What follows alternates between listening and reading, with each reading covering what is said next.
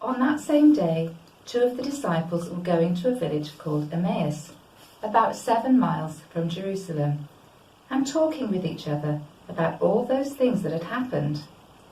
While they were talking and discussing, Jesus himself came near and went with them, but their eyes were kept from recognizing him. And he said to them, "What are you discussing with each other while you walk along?" They stood still, looking sad.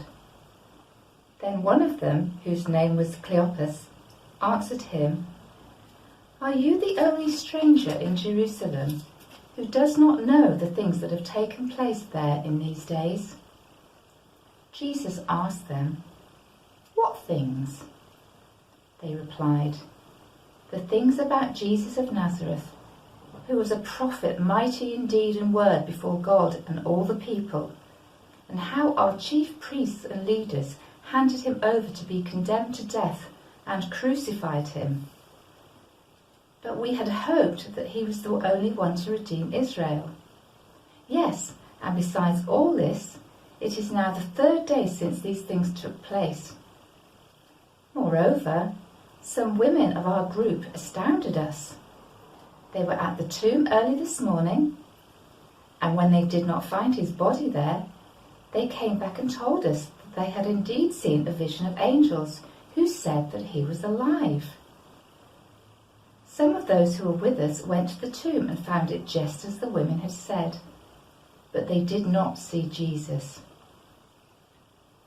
He then said to them, "Oh, how foolish you are, and how slow of heart to believe all that the prophets have declared. Was it not necessary that the Messiah should suffer these things and then enter into glory?"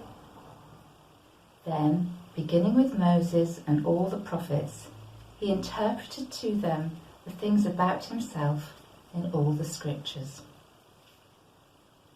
As they came near to the village where they were going, he walked ahead as if he were going on.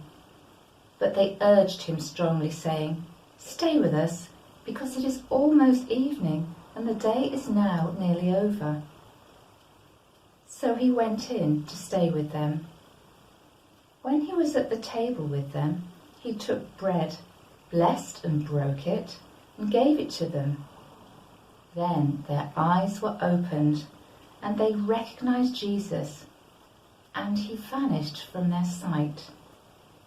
They said to each other, "Were our hearts not burning within us while he was talking to us on the road, while he was opening the scriptures to us?"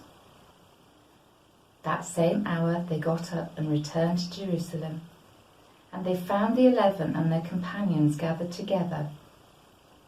They were saying, "The Lord has risen indeed, and has appeared to Simon."